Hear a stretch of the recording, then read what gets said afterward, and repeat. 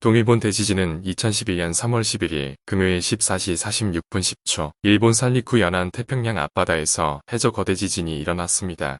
지진의 규모는 9.0 근대의 최대 규모의 지진이 발생을 했고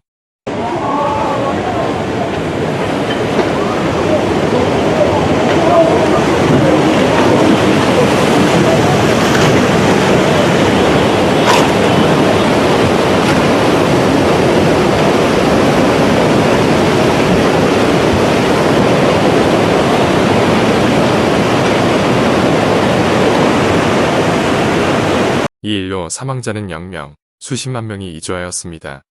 그런데 동일본 대지진 쓰나미 이후 피해 지역에서는 귀신을 보거나 기이한 현상을 겪었다고 합니다. 한 마을 동사무소에서 걸려오는 의문의 전화. 피해를 받은 한 마을의 동사무소에서는 매일 정해진 시간에 오후 부서로 전화가 걸려오는데 그 전화를 아무도 받지 않는다고 합니다. 그 이유는 발신자 번호가 쓰나미가 휩쓸어간 500시설의 전화였기 때문입니다. 그 시설은 파괴되고 현재는 건물 자체가 아예 없는 곳이었습니다. 전화가 걸려온다는 자체가 말도 안 되는 상황이었습니다. 이러한 이유 때문에 동사무소 직원들은 그 누구도 그 전화를 받으려고 하지 않았다는 겁니다. 그렇게 대지진과 쓰나미 이후 1년이 흘렀지만 그 전화는 계속해서 걸려왔고 그 누구도 전화를 받지 않았습니다. 그런데 어느 날 호기심에 한 직원이 전화를 받았는데 10초가 지나기도 전에 말없이 수화기를 내려놓았습니다. 그러자 직원들이 물어보려고 하자 아무것도 묻지 말라며 고개를 저었습니다. 며칠 뒤 다른 직원이 술자리에서 그때 그 전화를 받은 직원에게 그때 무엇을 들었어요? 라고 집요하게 물어보았습니다. 머뭇거리던 그 직원은 떨리는 목소리로 대답을 해주었습니다. 사람들의 비명소리와 함께 거대한 물이 덮치는 소리가 들렸습니다. 이후로도 동사무소에는 매일 오후 3시가 지나면 전화가 걸려왔습니다. 그 시간은 동일본 대지진 때 해일이 들이닥친 시간이었습니다. 편의점에서 일어난 괴이한 현상. 토호쿠 지방의 산리쿠 편의점에서 일어났던 이야기라고 합니다. 이 마을의 지진과 해일이 덮친 후 편의점이 하나 생겼습니다. 편의점 점원은 오픈을 앞두고 알바생 연수를 일주일 정도 하고 있었는데 밤이 되면 이상한 일들이 잇따라 일어났습니다. 편의점 자동문이 사람이 드나들지도 않았는데 저절로 열리거나 CCTV가 오작동으로 움직이지 않았습니다. 그 일로 알바생은 그만두고 결국 새로운 알바생을 구하지 못해 개점이 지연이 되었습니다. 이를 두고 동네 주민들은 그런 일은 이곳에서 쓰나미로 인해 많은 사람들이 죽었기 때문이다라며 대수롭지 않게 반응했습니다. 점원은 알바생을 구하지 못한 채 편의점을 오픈했습니다. 그런데 어느 날 단골 손님이 편의점을 들어오고선 이상한 말을 했습니다. 누군가 제 다리를 밀치는 느낌을 받았습니다. 무릎 주위를 엄청난 힘으로 미는 느낌이었습니다. 정말 불쾌하고 무섭습니다. 점원은 그 말이 전혀 이해가 잘 되지 않았습니다. 바람이나 바닥이 기울어서 그런 느낌을 받은 게 아닌가라는 생각을 했습니다. 그때 점원은 문득 무언가가 떠올랐는지 단골 손님에게 말했습니다. 무릎 부근에서 밀리는 느낌이라는 것은 이 근처에 온 파도의 높이잖아요. 단골 손님은 일리가 있는 말이라면서 고개를 끄덕였습니다. 당시 쓰나미가 밀려올 때 무릎 근처 높이까지 파도가 치면서 사람들의 다리가 물살에 밀리는 느낌을 받았는데 그 밀리는 느낌이었다고 말했습니다.